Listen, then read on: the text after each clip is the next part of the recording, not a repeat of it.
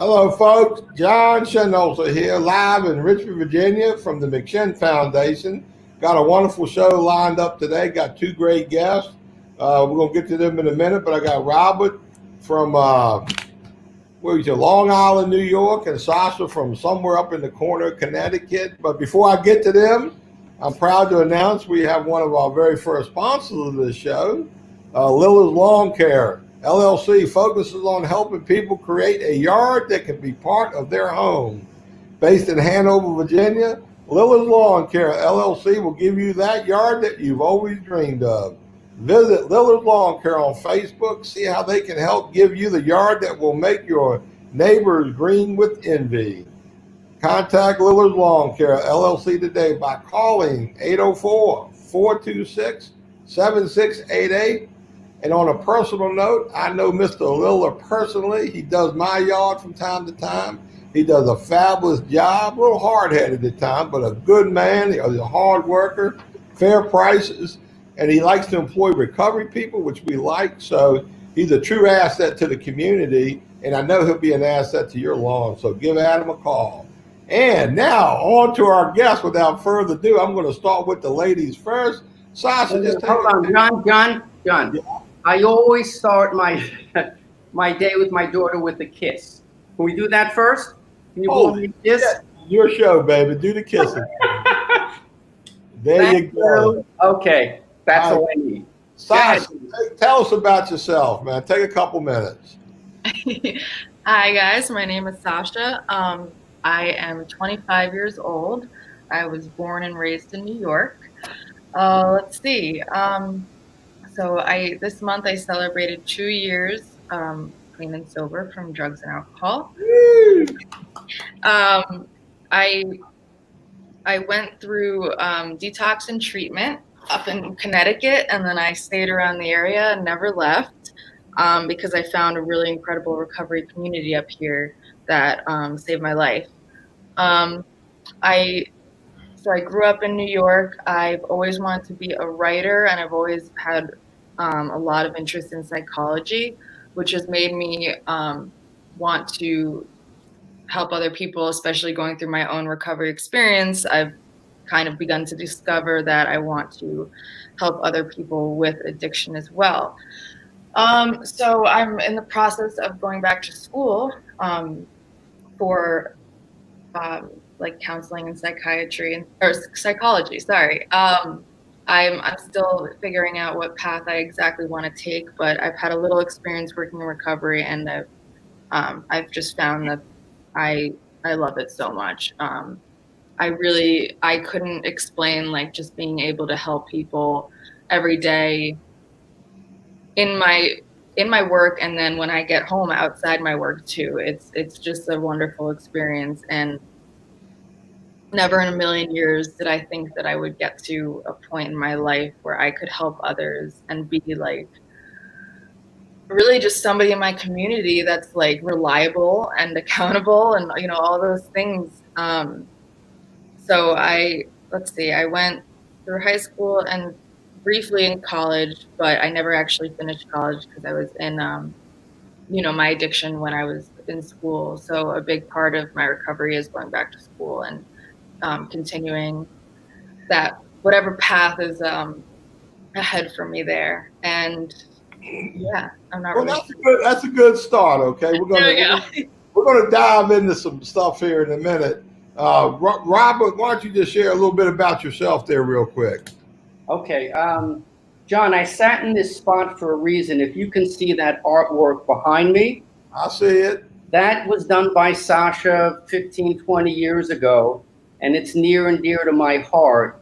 And she talked about being an artist. And, you know, one of the tragedies of alcohol use disorder and substance use disorder is the ambition that's robbed from us. So many doctors and lawyers and athletes, professional athletes and scientists that could have been, that lost that opportunity. And I always knew in my heart that Sasha had that ambition if she could get sober. And she has that ambition. As she's restarted her life. She's reignited her life. And I just want to say I'm so proud of my daughter. So I'm glad you got that out the way. You're a proud father. Now, Thank you. you, Robert. All right, you got to talk slow. I can't even understand what the hell he's saying. How about you? Do you understand him, Sasha? Perfectly. Yeah. So Robert, you're in recovery. So just a quick 60-second elevator story. What happened to you? I'm in recovery. I've lived the life of the unspeakable, John. Just rehab after rehab, emergency room after emergency room. I hit that bottom that they talk about, and through a series of events, mainly with my daughter and the trauma that it caused me, as Sasha being my only child, unbeknownst to me, God's path, I became a parent advocate addressing the opioid epidemic. That is what's important to me. I was just on the phone with Stephen Rabinowitz, who was with Oasis for 20 years. Overdoses now out in Long Island are at 2016 levels. So they're flying through the fucking roof. And it's very frightening. It's a huge addiction spike, and it's going to be the worst year ever recorded. Absolutely. Absolutely. It's no joke. And I could have gotten that phone call. I know at least 50 parents out here in Long Island that unfortunately got that phone call because of the opioids and the heroin that are laced with that nasty fentanyl that's on the streets right now. And so my feeling, and I think I speak for Sasha, is that we need to go out and be of service. You know, they say service will set you free, John, and be of service and carry a message of the severity of what's going on and not to mess around with it. We're going to get to the service piece because Sasha did touch on service here, so I picked up on that. But let me ask a question to you, Robert. When you were growing up, did you have any idea you'd become an alcoholic? Zero. Did you come from a good family, good background? No, I can't say that. I came from a very loud, confrontational background. I lost my father when I was 16 to emphysema, and we didn't have a relationship because he was too sick to have a relationship with me. I lost my mother to a severe stroke, left her in a vegetative state when I was 36. But I did have what they call those isms. I did have that behavior, and I did have those feelings of not fitting in and lesser than, and that has manifested itself over the years. And I had to really go out and get that professional help to get some of those issues under control. When did you start knowing you had a problem and started getting help? What year was that? 1980, 1990?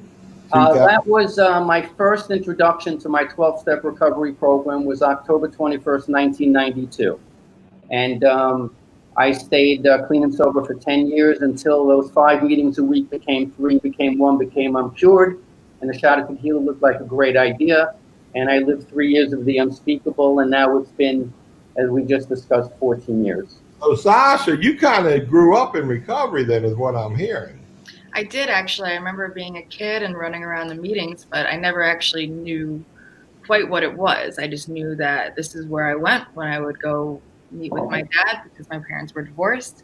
And I honestly, like, the rooms were always felt like a pretty safe place to me. And it is cool because sometimes I'll go into a meeting and, like, it doesn't happen that often, but there's these like rare moments where I'll all of a sudden just get this like nostalgia of like the New York meetings that I knew, and just like, if it depends on kind of the location, like sometimes if it's like a dusty old basement, it reminds me of like the city meetings and like the more suburban meetings. And so it, even though it is a little bit of a different recovery community anywhere I go, there's times where I do feel a little bit of nostalgia from it, and it's not necessarily a bad thing because my dad never was drunk around me. I'm gonna call that mainframe operational era.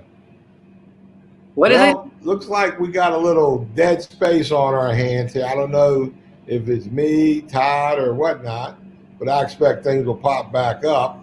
I see we got Robert back, we got Sasha back. Now, this will not be the first and only time. John, we don't have you back though. Yeah, I can see you. Person. Huh? Can you hear me? Yeah, I can hear you, but we'll carry the show if you want. Don't worry about it. You can hear me. We're good, man. You don't have to see me because I really ain't much. Now the hell's going on back there? Hold on, looks like they're having internet issues at Machin. So what do you want? You want me to just talk? I'm good. I'm allowed now from Brooklyn. I would say just carry on where you're at with your thought process. I mean, you guys were talking about as far as like, getting started, Sasha, you were talking about when you were younger and Robert, you were talking about when you were, just like in active addiction. So, maybe for those that are out there that have family members, what do you think is probably, some good advice that you would give from both the parent and the siblings, um, directive? Go, So, Sasha. yeah, we'll let Sasha take that question there, Sasha. Wait, can you repeat the question? Sorry. So, being obviously in recovery yourself, just trying to give family members, what do you think is good advice to give them for their loved ones that are struggling or going through this right now?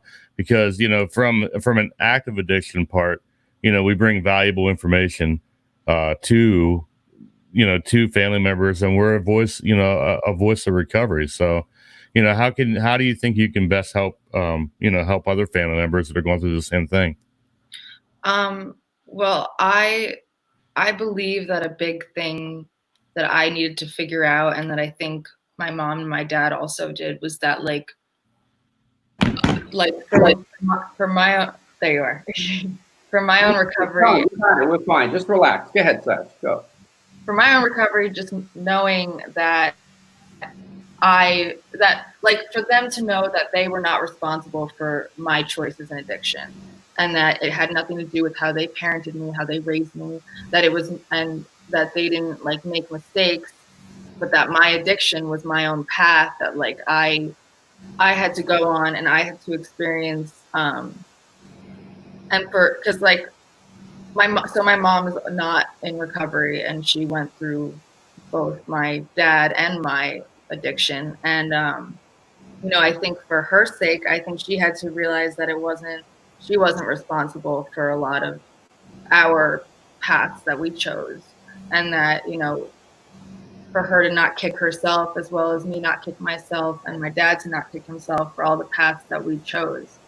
And I do believe that enabling is also something that can be a problem when it comes to a parent-child relationship, because you want to love so much and do so much for them, but there's only so much you can do. And sometimes loving from a distance is, for a short amount, for at least a temporary time, is like the best thing, to allow that person to figure out, their own path, and to, so, because like I'm reading here, like parents experience so much guilt, and it's true, and to not like, think that you did something wrong because your child went on a path that they went on.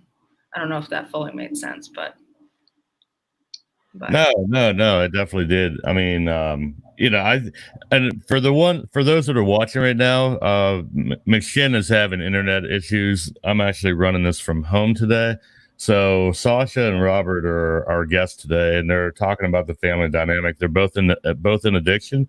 So John will be hopping back in here. I just got a text from Honesty saying that their internet was messed up and they're re-going through everything. So just bear with us. But yeah, exactly. Parents, Frank says, parents feel so much guilt. And so Colin said he's curious about how growing up in recovery has helped and hurt your life. So, I mean, those are great, these are obviously family dynamic questions that are coming in here. So, Robert, do you think you could address that question from Colin about the curiosity of how growing up and, around recovery, or I'm sorry, that would be for Sasha, but you could probably get the parental perspective, like, watching growing her grow in her recovery, and as you're both in recovery, how has that helped you? How's that helped your guys' dynamic? Well, let me just backtrack if I can a little bit. I didn't go through my entire path of, being in a 12-step recovery program and then relapsing and then being back in it again. But I will tell you, and I'm going to let Sasha share her story, but a little before Sasha got sober and she was struggling, we convinced her to come to a diner, my ex-wife and I, to have a conversation with her. And in the past, we came from a place of punishment, from a place of stigma, from a place of lack of support. And I, said to my ex-wife, we're doing something wrong. She's locked in an apartment. She's snorting heroin. We have to change this up. And there's something called the Portugal model, which you probably have heard of. The country Portugal had a severe heroin epidemic, and they took a bold move of addressing that heroin epidemic and taking it out of their legal system and putting it into their Ministry of Health. And instead of coming from a place of punishment, they created what's called a dissuasion committee. And that dissuasion committee worked with that individual that had substance use disorder, gave them the tools, gave them harm reduction tools, gave them treatment options. And so they reduced their epidemic by 75%. So what's the lesson there? The lesson is that if you come from a place of love, if you have that destigmatized conversation with your child, what is stigma? Stigma is the absence of compassion, okay? And so that's what happened. We had that conversation of support with Sasha. I think it resonated with her. Again, I would let her tell you her story. But 2 days later, she packed her bags and off she went to detox and rehab and sober living. And now she lives in a sober community, which is something I want to touch on later. So this element of this loving, destigmatized conversations that parents should have with their kids is a lifesaver. That's the message that I, and hopefully Sasha and I, will carry to parents, to these young adults suffering from alcohol and substance use disorder, is to try to have those conversations. Try to work with your family, because if not, you're going to go out to the family on the streets, and that's the family you don't want them to be with. And I think that that's where, they say the power is in the personal story. That's where, thank God, Sasha and I have a success story, and that's the message we're trying to send. So I hope that makes sense. Yeah, no, it definitely makes sense. I mean, and Sasha, do you want to elaborate on, you want to piggyback on what he talked about there? John just sent me a text for those. And then once again, for those that are watching that maybe just hopping in here, they're having internet issues at McShin. So I'm running this from home today, luckily. So we're still up, but so John is that, he just sent me a text. He said he's actually going out to his car, to grab the internet from that. So he'll be back in here in a couple minutes, but Robert and Sasha are carrying it for right now. They're actually taking some time and answering some questions here. So Sasha, did you want to take a minute and just piggyback off what your dad said there, just in regards to that topic there? Yeah. So that experience that I had with my parents at the diner, it was very scary. I was in a really dark place, but he's right in terms of destigmatizing does make a huge difference, because it allowed me to ask for help when really I didn't know how for so long, and didn't want to, or was just afraid to, because I didn't know what I needed for myself. And when they sat me down, it did kind of open the door a little bit for me to kind of be like, okay, I'm open to your suggestions, and I don't want to do this anymore, and I want things to change, so this is how it will. And yeah, I think destigmatizing is huge, because that can keep people out for a long time. Not everybody is as lucky as I am to have the support of my family that I did and that I do, but I think it also helps when society also is destigmatizing as well, because then people can get help from other places, including and as well as family too. So yeah, that definitely was a big turning point for me. I always knew that my family was supportive, but I didn't really know how to ask for help. So that did make a big difference. I see Frank picked up on the fact I went out to my car internet, man. We've been having terrible struggles here. It looks like you've been having a good show so far. I did see a question earlier from Colin Cash. He said he worries about his 12-year-old son being exposed to recovery. Did you ever have those fears, Robert or Sasha? Now that you're in recovery, do you think young kids should or shouldn't be exposed to recovery? Sasha, you can go first. I think that it can be tricky, because being exposed to recovery does mean also being exposed to the realities of addiction.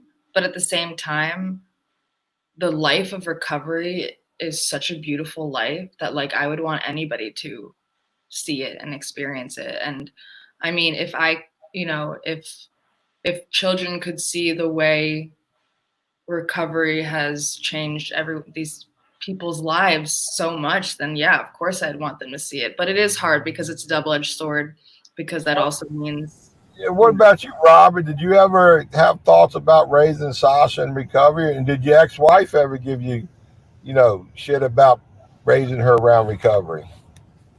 Remember something, John. What we grew up with at 12 is what's 20 years old now. It's the equivalent.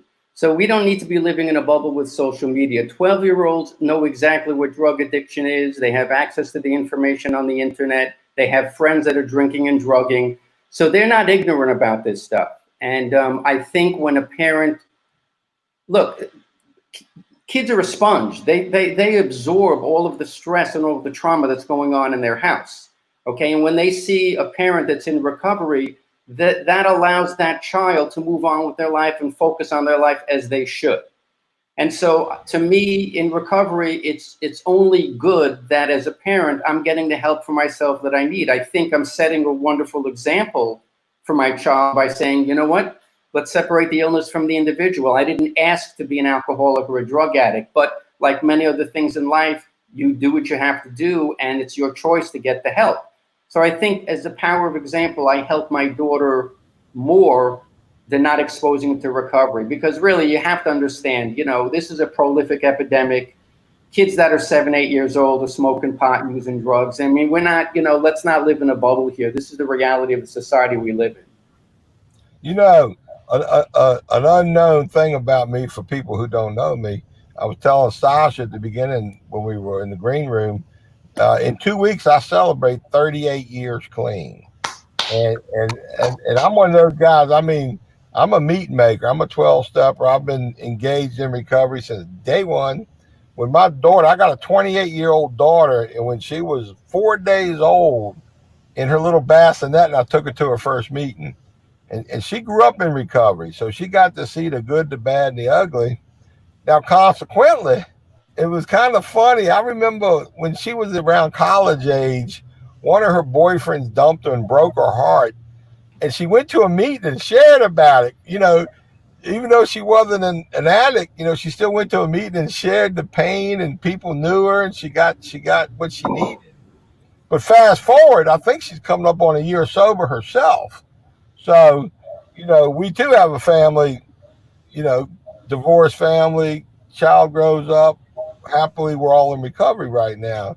I see y'all got a lot of fans out there. Somebody asked a question, why do y'all think so many young kids are dying now from addiction epidemic? And it just ain't opioid. They're dying from, coke, meth, alcohol, addiction-related stuff. So what are y'all thoughts on that? Sasha, you can go first. I believe that, honestly, I think a lot of the drugs that are on the street are a lot stronger, and a lot of things are laced. And I'm like really fortunate, that I got out of it alive, because it doesn't happen often. I have had friends who have overdosed, but realistically, yeah, I think that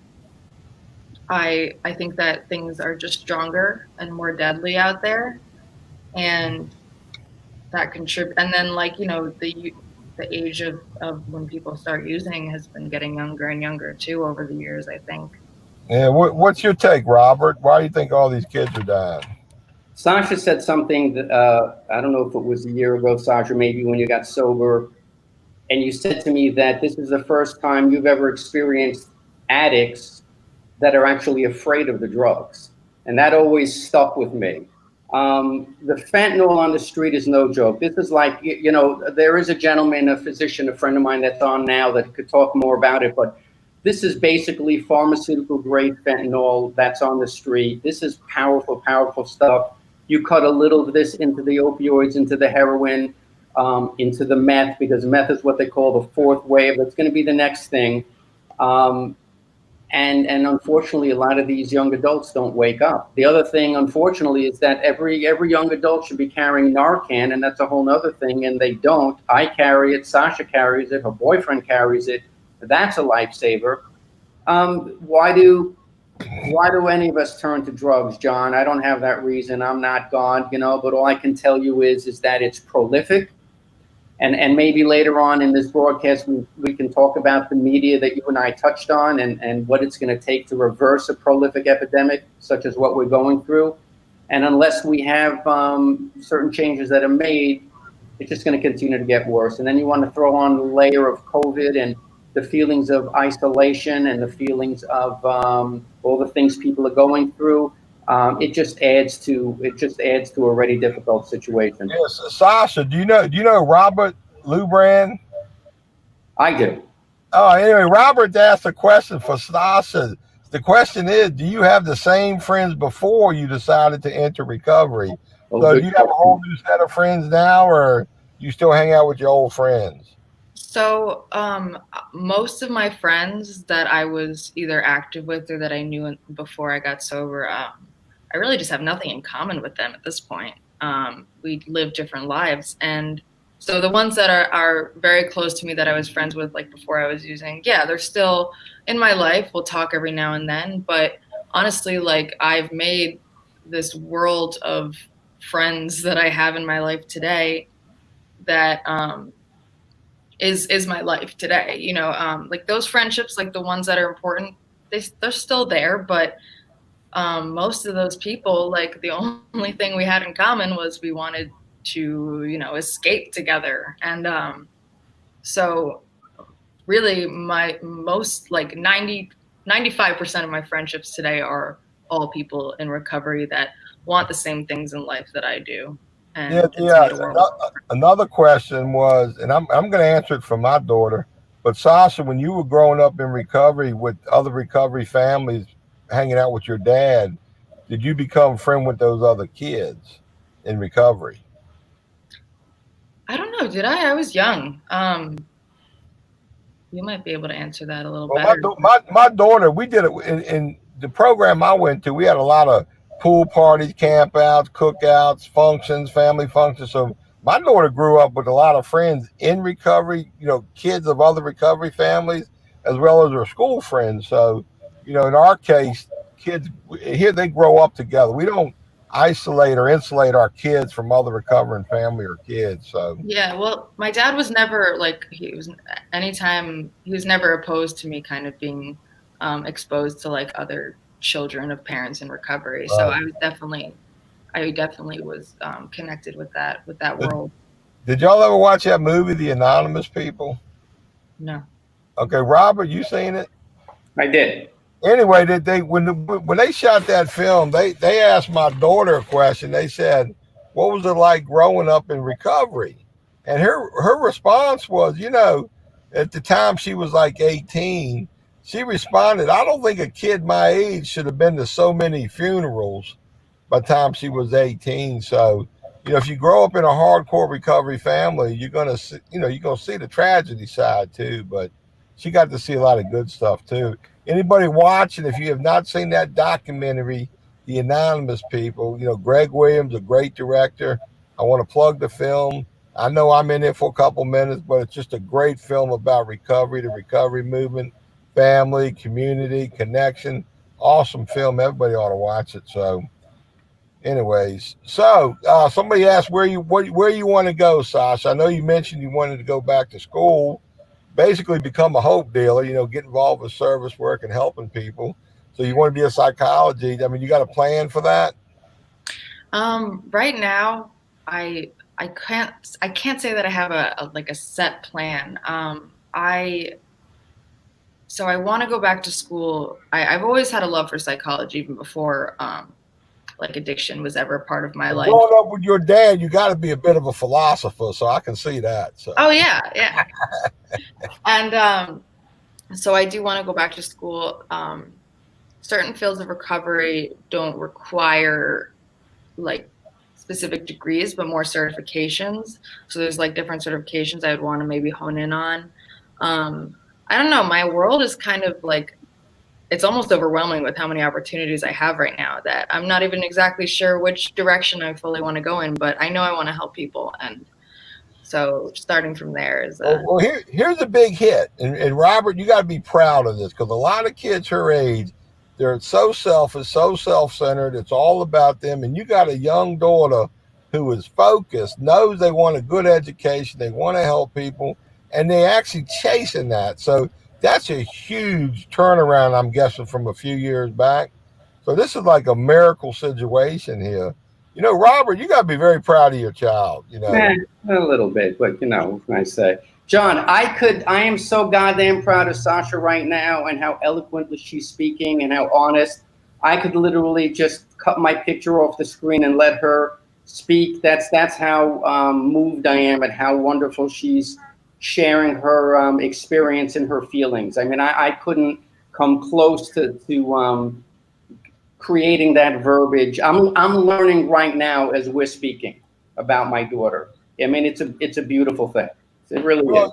Well, recovery is very diverse, young and old. So as many young people need to hear about Sasha and her journey, there's a lot of old skeezers out there need to hear about you too, Robert. So you still got a hope shot left in you too for, we all reach different people at different levels. But I mean, I'm just stunned to be in the mix of this family right here and this dynamic taking place.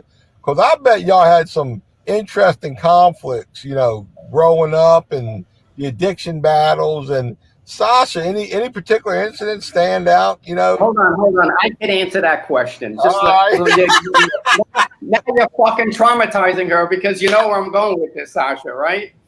When all kidding aside, I talked about losing my father when I was 16, may he rest in peace. And there were a lot of issues of lesser than and abandonment, and I won't go into them. But the way they manifested themselves over time with me was rage, anger and rage. And if I felt I wasn't being acknowledged by someone, not being picked for the team, not going on a second date, someone not returning their phone call, I would go into a rage. And unfortunately, before I was able to get sober and get that professional help that I needed to identify the connection between the rage and my childhood, my beautiful daughter was the recipient of that rage. And I remember specifically, Sasha, when we were in Chappaqua in Westchester, that I smashed your cell phone against the wall, one of the tragedies of substance use disorder, as you know, John, is the people we hurt the most are the people we love the most. It's a big time family disease, and we shatter dreams, and there's a lot of shame and regret that I have with that behavior. And now all I can do is live a life of sobriety and not repeat that behavior. And it's just so wonderful that I can say what I'm saying in front of my daughter, and she could shake her head and say, "Yeah, that is what you did." And that's the beauty of having sober conversations, is that we can, it's like we don't co-sign each other's bullshit right now. This is. I run a recovery center, and I got 125 beds and sober living, and I got most of my population is 20 to 30, at least half of them. A day doesn't go by I want to smash a goddamn cell phone off of one of these kids. So that rage, I don't think that really goes away. I don't act on it though. So well, that's the thing. So bad as the action part. Sasha, does that ring a bell? The old phone incident? Oh yeah. Did he get you a new phone? I don't remember. You can probably get an iPhone 10 out of them now if you ask. No, her ex-wife bought it. She took enough in the divorce, John. So I think she's the one that bought it for Sasha. So I got you. So how was the divorce situation? Was that everybody was a team player? I was very young, which I'm actually pretty grateful for, because I've witnessed a couple of my friends go through divorces when they're a little older, and I think it was harder for them because I have some memories of the actual divorce, but really I was very young. No, I mean, growing up, as you had two parents, I mean, were the parents on the same team, as far as growing up, teaching you that? Same team. My parents are they're very different people, like the most polar opposite people you could ever meet in your lifetime. So, and I'm like smack in the middle of those two.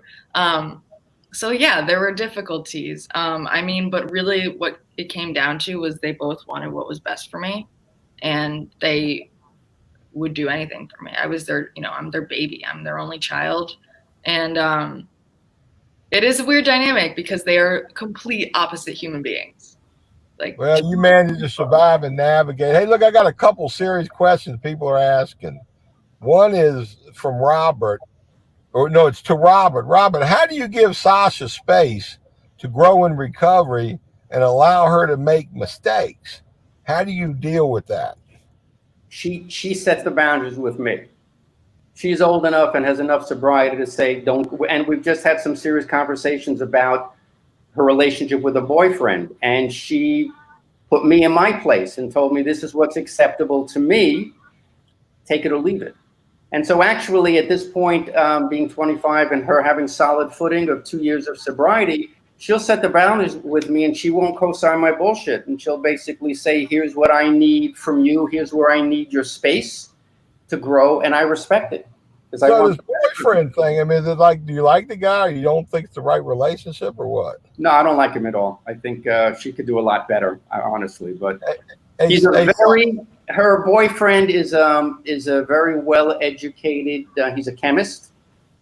He's also in the 12-step absence-based program. He's solid. He has my daughter's back. I couldn't ask for anything more as a father to have her significant other understand that the number one thing in Sasha's day is to not pick up a drink or drug.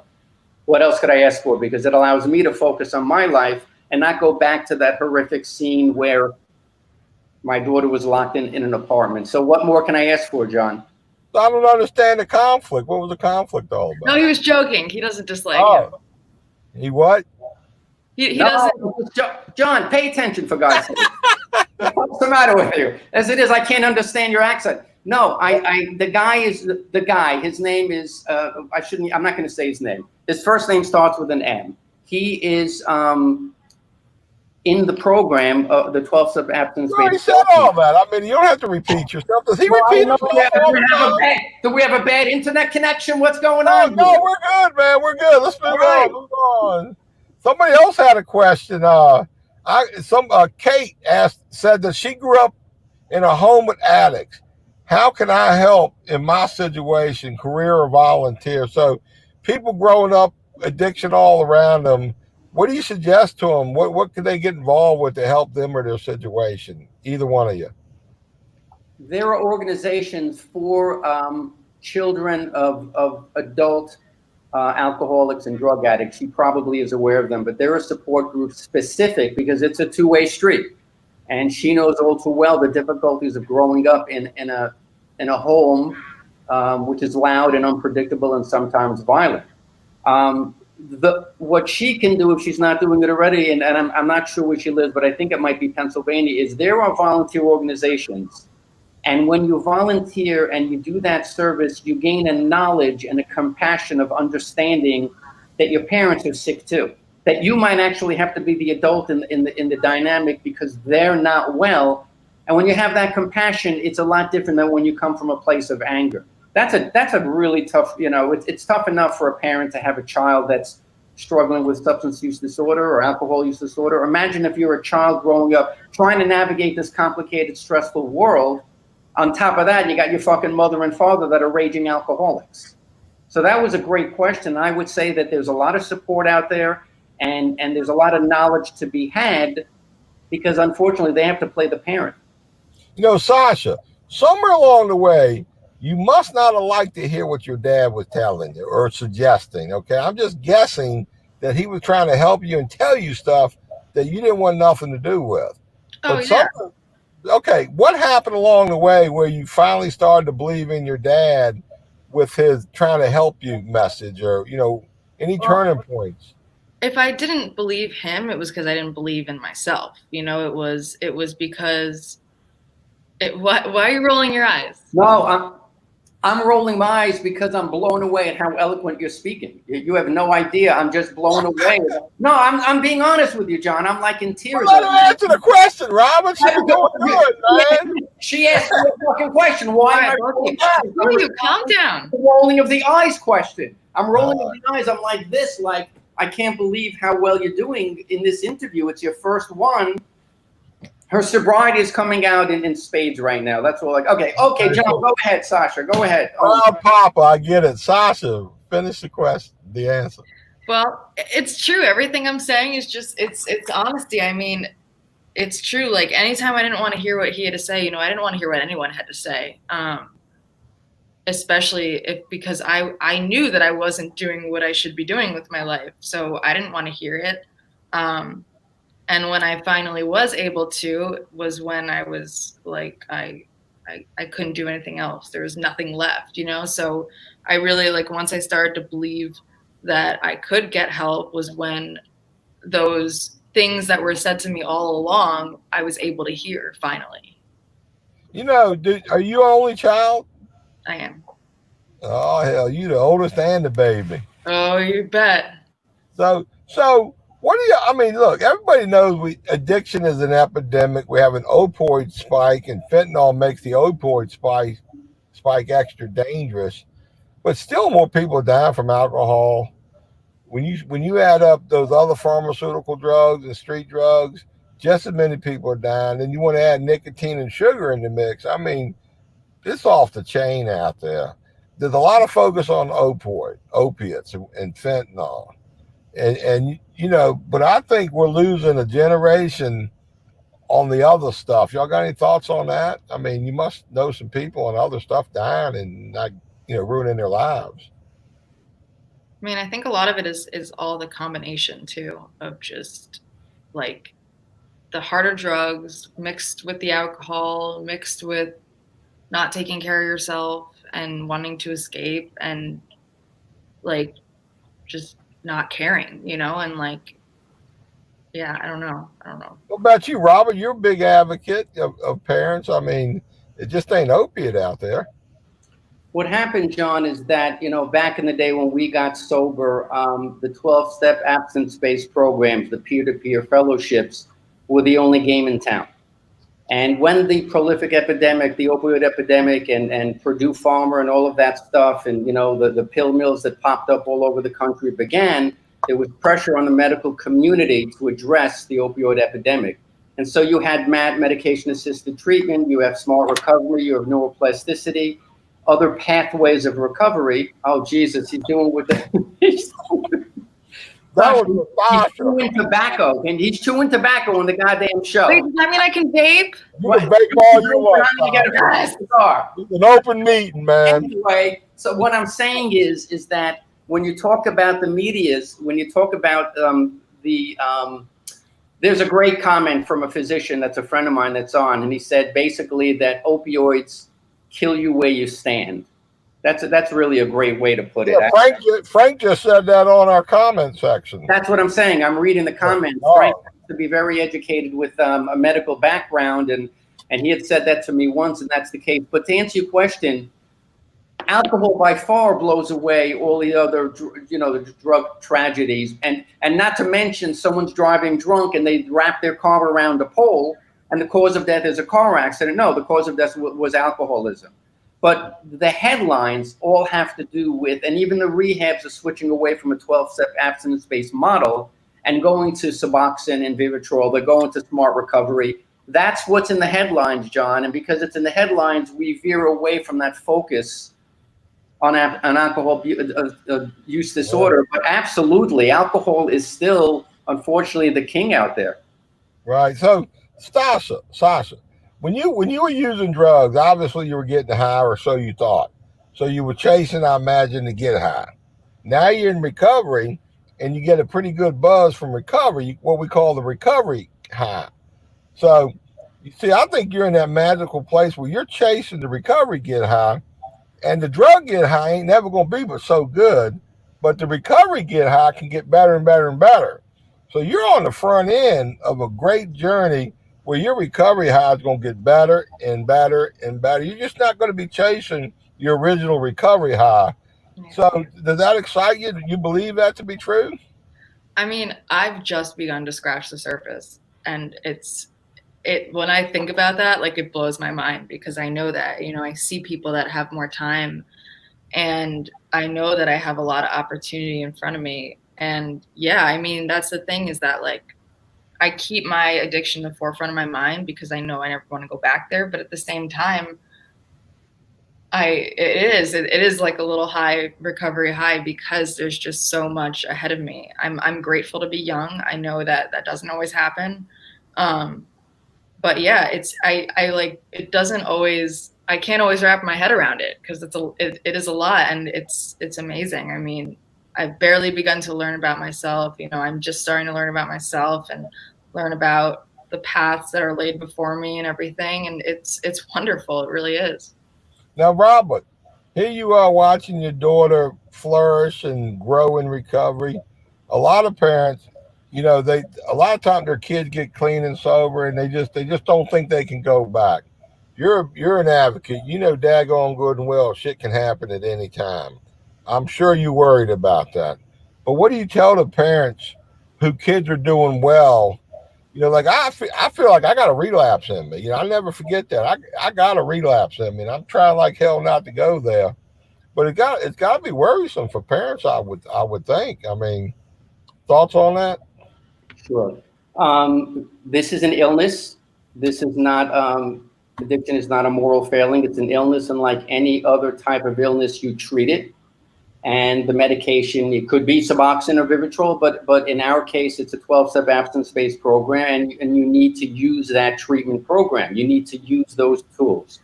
Like anything else, if you're suffering from a kidney failure and you need kidney dialysis, if you don't do the dialysis, what's going to happen? It's really the same concept here, is that you have to be committed to your recovery. You have to use those tools that have been given to you, and it's a life and death matter, and you take it like it's life and death. What I say to families, it's interesting you mentioned that, is it's the same message that I'm carrying to families about having that conversation, John, which is that the more families understand this illness, the more research that they do, the more they understand, like the legislation I'm supporting now, Senator Gillibrand's Family Support Services Act, the more knowledge they have, the more they will understand, and they can have these conversations, these intelligent conversations with their kids, and they can say, I noticed you're not going to your meetings. You're a little irritable. Is everything okay? Are you tired? Or did you know there's this? It's you're meeting the individual at where they're at. You're not meeting them in the wreckage of their future. You're meeting where they are at right now, and that's why part of the legislation I advocate for is those systems navigations, those tools, those support groups that are available to parents, so that they can have that knowledge and they can be plugged into their child's recovery. Sasha, does your dad ever try to work your program for you? He's pretty good about not. He's gotten a lot better. I know that he wants the best for me, and so as long as I keep that in my mind, I know that any suggestions he gives me are just out of love. But yeah, sometimes it's not perfect, but he's gotten a lot better. Like you said, boundaries, I've been able to set better boundaries. I wanted to say something also about, in terms of being in that recovery high, but I think that's why it's so important to keep, my addiction in the forefront of my mind, because then I never lose where I came from. Because complacency happens, I see it all the time. People get complacent, they forget where they came from, and then that's what takes them back out. And it is important to be vigilant, and that is why it's a daily treatment of, like my dad said, of an illness. It's a daily treatment every day, because like any illness, it can be stagnant if it's not taken care of. And so I think that was really important. But yeah, I guess, I've set boundaries, and my dad has learned through my sobriety how to navigate my sobriety in my life. And it's all going to be a continuous learning process. I don't expect him to ever be perfect at it, but he has gotten better over time. So I'll give you a little hit. I'm assuming you got a sponsor and you work steps. Is that correct? Mm-hmm. Now, my dad, he's in recovery too, although he's almost 90. He doesn't get around much. We hardly ever talk. But we had a good 25-year good run. And I noticed my dad was the only person that would ever share information with me. And he never expected anything in return. And he only wanted to make sure he gave me the best information I could get, whether I liked it or not. And sometimes he'd give me better information than my sponsor. And, I've had the same sponsor 35 years now. So there's just something about a parent's wisdom in recovery that ain't trying to manipulate you, but just wants to give it to you real. Yeah. So it sounds like y'all got the door open, though, that I don't see a lot of problem with that. But I can see where Robert might go a little over the top sometimes. But, Never. By the I way, don't, John, I don't blame him. I want to clarify, you brought up sponsor. Some of the viewing audience may not know what a sponsor is. So in a 12-step fellowship program, a sponsor is a mentor, someone that has had more experience in that program that guides that new person through. And I thought I would just throw that out there. You know Sasha's sponsor? I've never met Sasha's sponsor. I don't know that he wants me to meet Sasha's sponsor. That's kept secret. Hell, might be a guy there that you don't even know. I mean, maybe it's better that way. I don't want to intimidate her sponsor. You know what I mean? I mean, because I can come. I'm a loudmouth from Brooklyn. I can come off that way sometimes. So, I switched sponsors not that long ago because my previous sponsor, we discovered we were better off as close friends.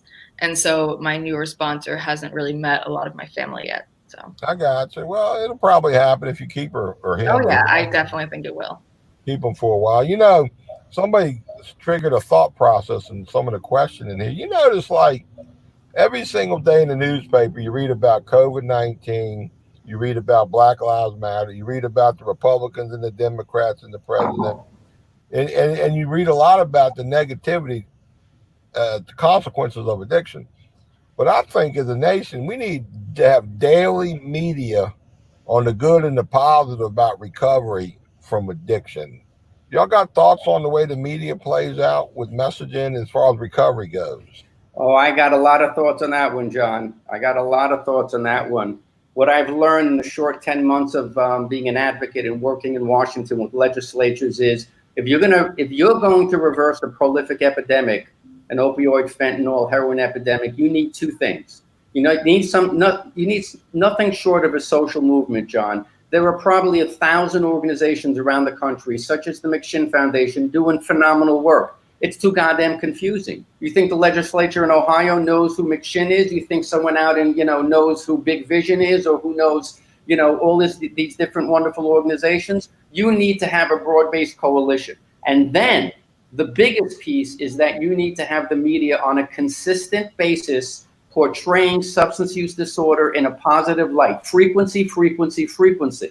Now, there's an organization called EIC, the Entertainment Industry Council. They've done a phenomenal job with the major studios in Hollywood portraying substance use disorder and alcohol use disorder very accurately. They've done a phenomenal job. They've come light years, but you've got to have the frequency. Now, look, that's easy for us to say, right? We're in recovery. They have to put bread on their table, and they have to be worried about their ratings. And I network with a lot of these top-level C-suite individuals, John, to get that message out to them. And they say to me, well, we've done this. And I look back at them and I say, yes, but it's a prolific fucking epidemic. Do you understand that 60,000 overdoses a year? This blows COVID out of the water. This has been going on for decades. There's no comparison. They're dropping like flies out there. What's a sober community? Sasha lives in a sober community. These young adults, there's probably 200 of them in the town she lives in. They go to their 12-step meetings together. They work for merchants. They are texting all day. I wish I had that kind of support when I was getting sober. Okay, who the hell knows about what a sober community is? Does anyone know in half the country? Why is that missing link important, John? Because when someone like Sasha goes to detox and rehab in a sober living home, then what from there? If the parents don't know that there's a possibility that their child could stay in a sober community, as opposed to coming home to where the drug dealing boyfriend is, or going to college where there's a lot of partying, that gives those parents a tremendous amount of hope. That individual, that young adult, can live a sober life in a supportive community. The media is the key, John. The media is the missing link. When I did that press release for Senator Gillibrand, on the Family Support Services for Addiction Act, and the News 12 was there, and Newsday, and all of these outlets, but Fox 5 News was there, Fox 5, and they didn't even put the press conference in their 5, 6, or 11 o'clock news broadcast. What does that tell you? This was bipartisan, legislation from a high-profile senator dealing with addiction, and they didn't even bother to put in their broadcast. What does that tell you about stigma, John? So I'm with you on that page. There's no money in recovery. That's what it tells me. If there was money in it, they'd be pimping it out hard. Richmond, Virginia, we're not a really big city. We might be 1.2 million or so, but we got over 1,000 sober beds in this community, and we must have 400 NA and AA meetings. So Richmond is also a recovery hub on the East Coast. But Sasha, you're in a sober community up in Connecticut.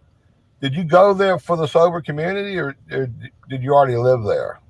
No, I went to a sober house in this area, and then I stayed. And because there's so much connection to recovery in that community. Yeah, so I stayed and had my network here. So. Now, do you think that made a difference in your life, in your recovery? Completely. Yeah. See, that's what I'm trying to tell the country, and Robert's trying to tell the country. We need recovering community, connection to community. Every metropolis should have a recovering community that gets legitimate, real connection, and it doesn't have to be expensive either. I mean, hell, most of you guys are doing life in recovery, so that's where the money's at. We save the taxpayers 50% of the tax dollars that are going to an improperly mitigated illness and epidemic, the addiction epidemic. The taxpayers don't understand that. All they hear and see is what their politician is pimping to them. But the truth is, we are spending twice the money on improperly mitigated addiction. So if we get this stuff right, man, we all save a lot of money. So there is money in recovery. So Sasha, you got a lot of fans on here, and I guess you do too, Robert. I see a lot of names here. I only know a few of them, so these must be your people up here. Anything you want to say? Well, they're just my groupies. I got groupies. I don't know what to tell you. I got fans that follow me. It's like the Grateful Dead, John. They're all over me. I don't know what to tell you. Well, I love all Sasha's friends. Trust me. I have like maybe 2. They're Sasha's friends. I don't know who anyone on here is. Oh, well, that must be your daddy then. Sasha, what do you like to do for fun? I know recovery's fun, but you like music, you like skiing, you like fishing. What do you like? So I love music. I love being outdoors. I love so where I am is pretty rural. So there's like a lot of lakes and a lot of places to be outdoors and run around. And I love it. And, I also love writing. That's like my main so are you still doing artwork? That was a pretty nice art, piece of art Robert got above his head. You mean when I was 8 years old drawing? Gorgeous, man. I mean, so what do you like to write about? I mean, I tell you one thing we need you to write about is you got to write a lot of editorials to your newspapers, national papers, magazine, national blogs. Write about your recovery experience, what works and what didn't work. We need a lot of people doing a lot of writing in that area. Yeah, I was thinking about doing some. I really haven't done anything. I love to write poetry, but I also would like to write about my experience as well. And I would anything that could help a community, if it's in a paper or something, that would be cool too. Well, every time you see an article that looks like it ain't right, just go online, shoot them an editorial, say, look, man, you got this all wrong. We don't need to lock these addicts up. We need to provide them with recovery support services. Therefore, half of them don't have to go to jail. Stuff like that, Look around you. I mean, you cannot be satisfied with everything around you as far as policies and laws and whatnot. Yeah, no, that is a good idea. Those op-eds are very powerful, John. I will tell you, they get a lot of attention, and they're read. It's called op-ed, Sasha. Those are the opinion put in articles written by thought leaders that are put into the opinion sections of newspapers like the New York Times, and they're read. They get exposure. Yeah, so Sasha, you're the youngest mind here on the show. If you could change 1 or 2 drug laws, what laws would you change? Well, it would probably be people getting incarcerated. I'd rather see more of treatment than just straight incarceration. So, are you familiar with Portugal and their drug model?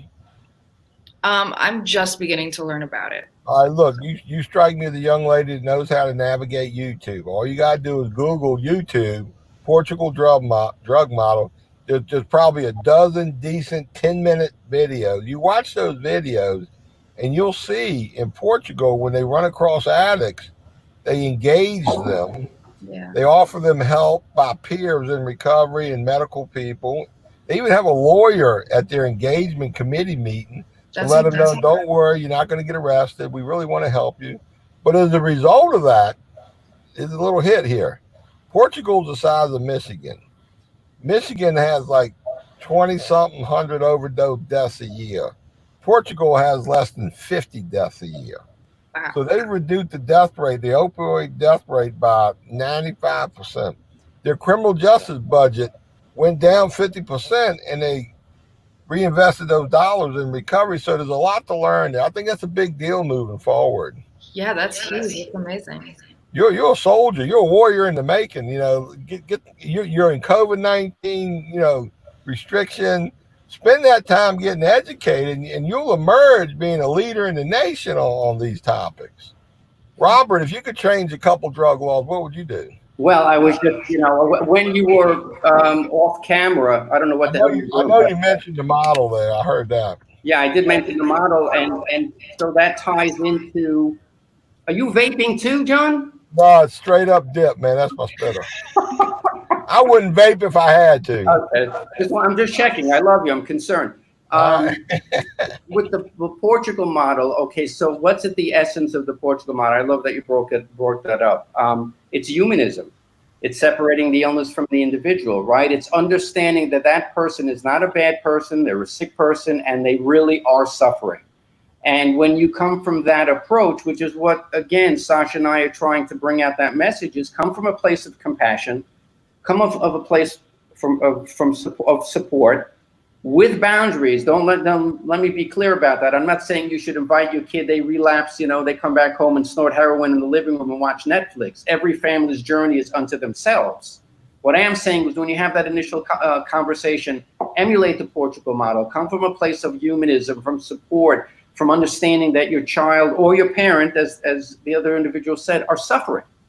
And when you do that, like they did in Portugal, you're not contributing to that individual suffering. You're supporting them. You're kind of making them think, yeah, my brain might feel like it's broken, but I do have parents that love me. Maybe I can have that conversation with them. And again, it goes both ways. Decriminalization, like Sasha just touched on, would be the number one law. Absolutely, that I would stop punishing and start treating. Oregon, don't quote me exactly, because I just repeat what I read and what I hear, and I get my information from the media, so maybe it's right, maybe it ain't. But Oregon, when they legalized marijuana, they were going to use their tax dollars, like, okay, the first 50 million tax dollars we're going to use for like education. Anything after that we'll use for treatment. Well, apparently they had like $150 million worth of tax revenue from legalizing marijuana. So it's like they're scrambling on how to spend that $100 million on treatment and recovery. And I consider that a really good problem to have. So I personally think marijuana should be treated like alcohol. We got the alcohol model. Marijuana is less dangerous than alcohol, but those extra tax dollars can be used for healthcare, addiction services, recovery services. Y'all got thoughts on that? Sash?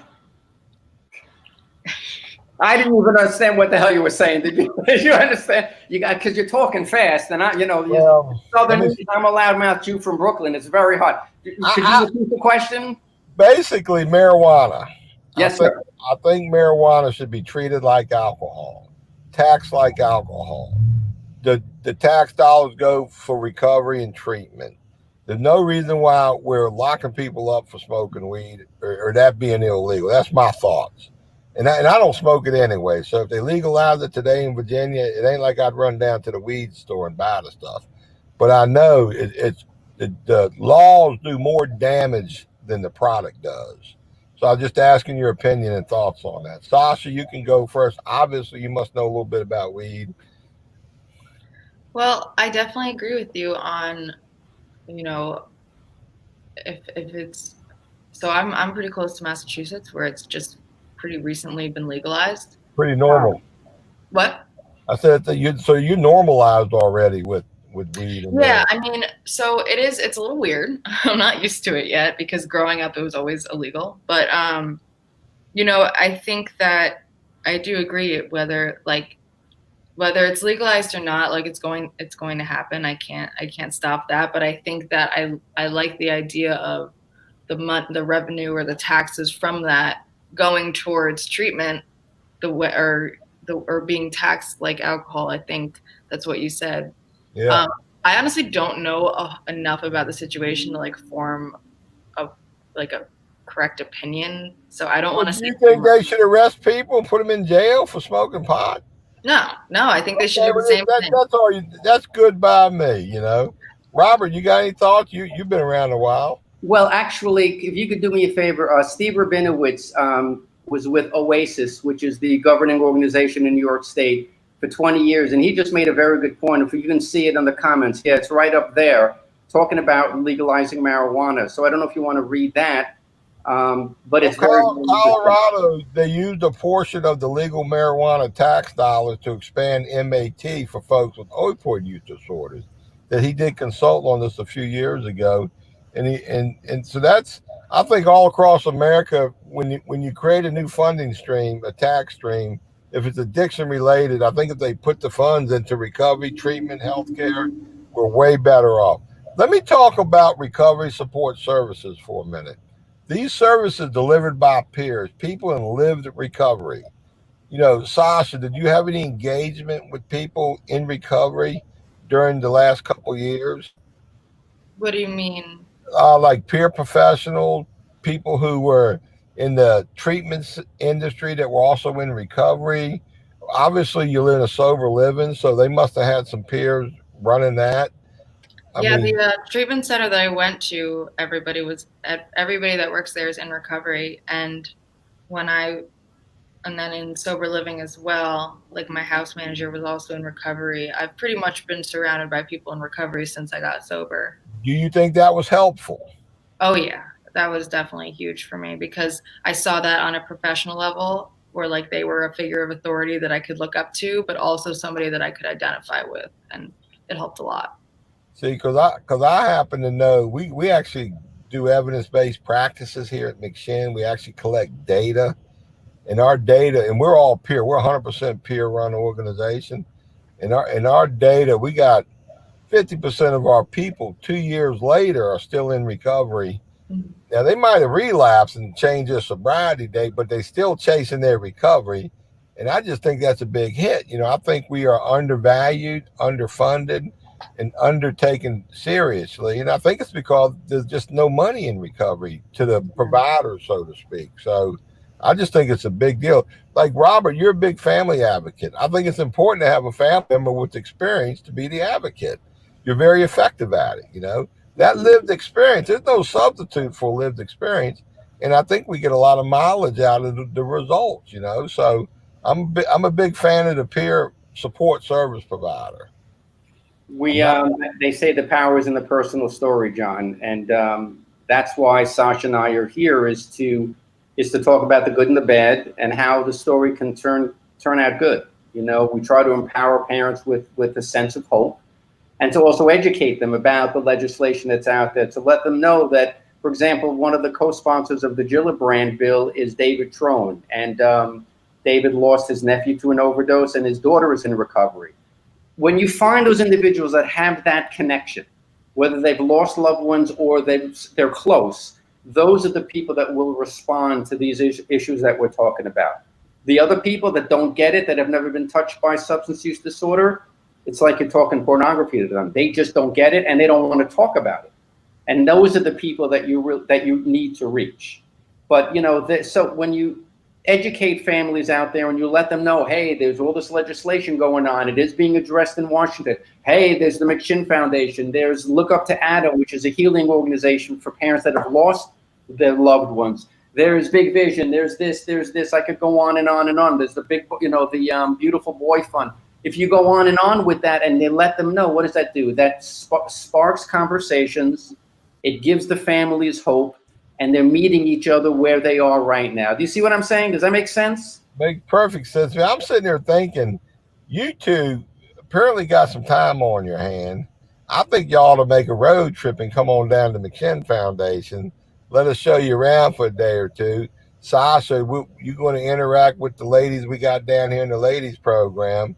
And I think you'll be even inspired more to pursue a career in being a hope dealer for the new folks that are going to come, because you're going to be a great hope dealer one day. And Robert, I think you'll get a little boost in family connection value too, because we're all about family down here too, you know. So the family gets just as sick as the addict.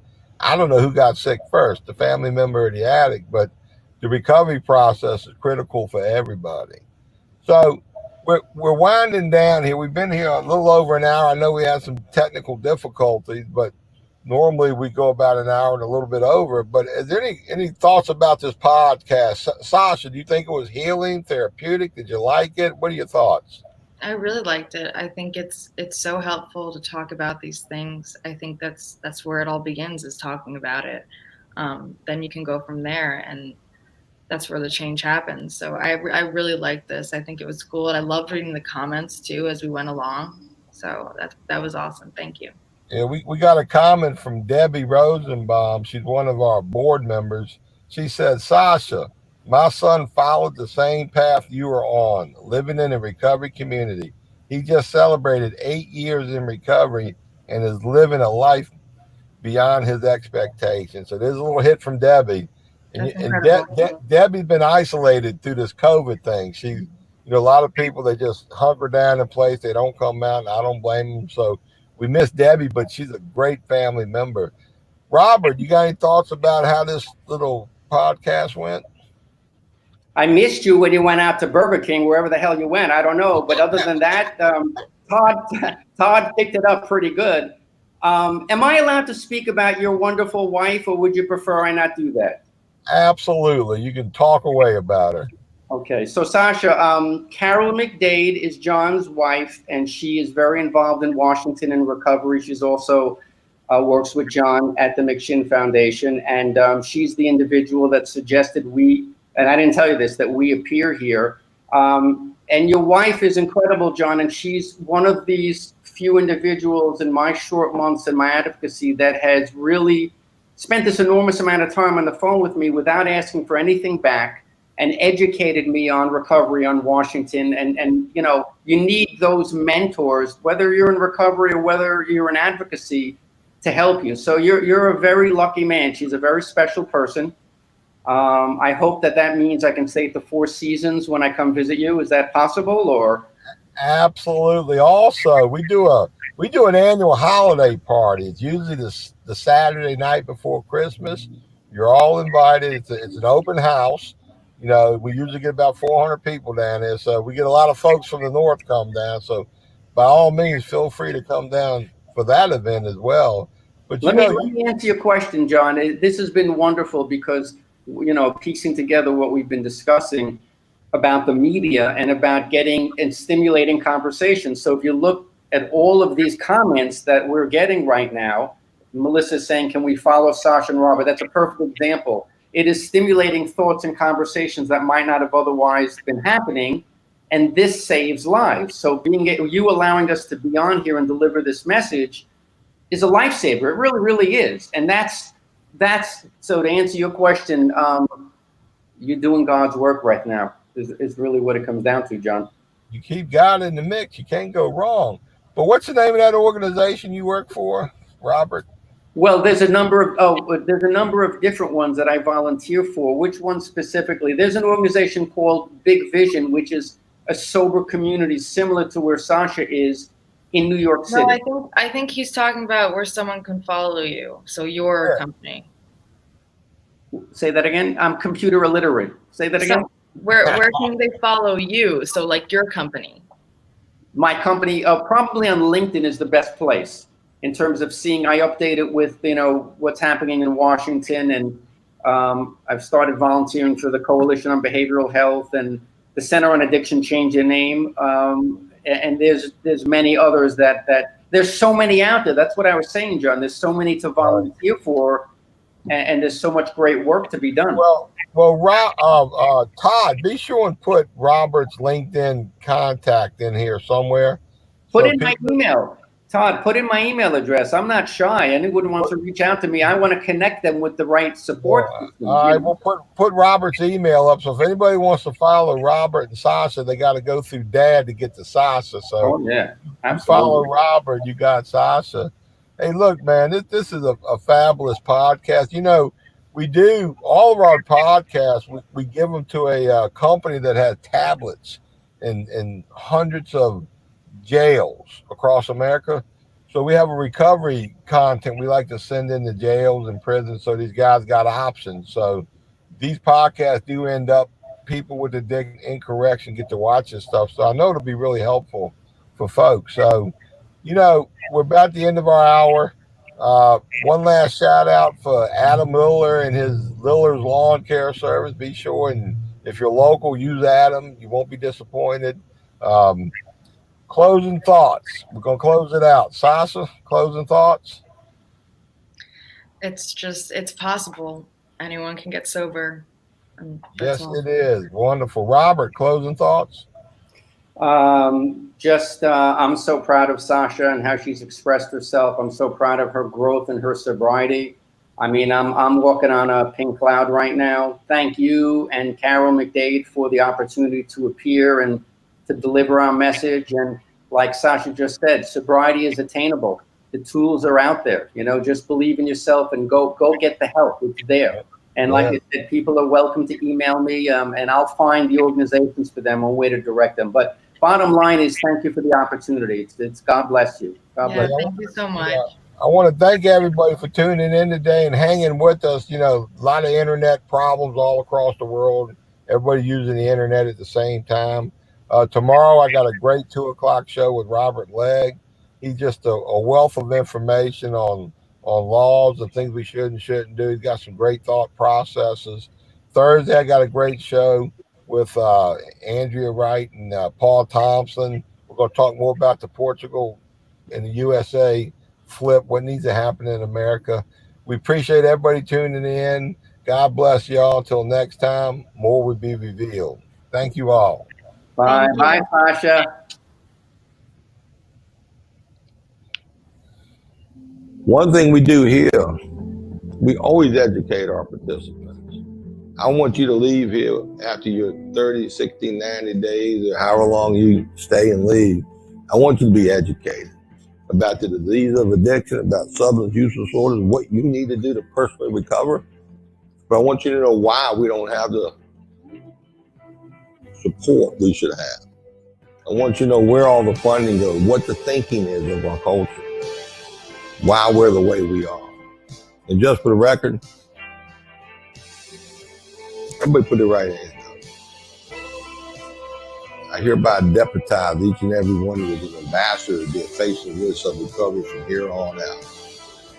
You've just been deputized. You just became ambassadors of a recovery movement, an authentic recovery movement. What authentic means is by people in recovery themselves. This is our call to action.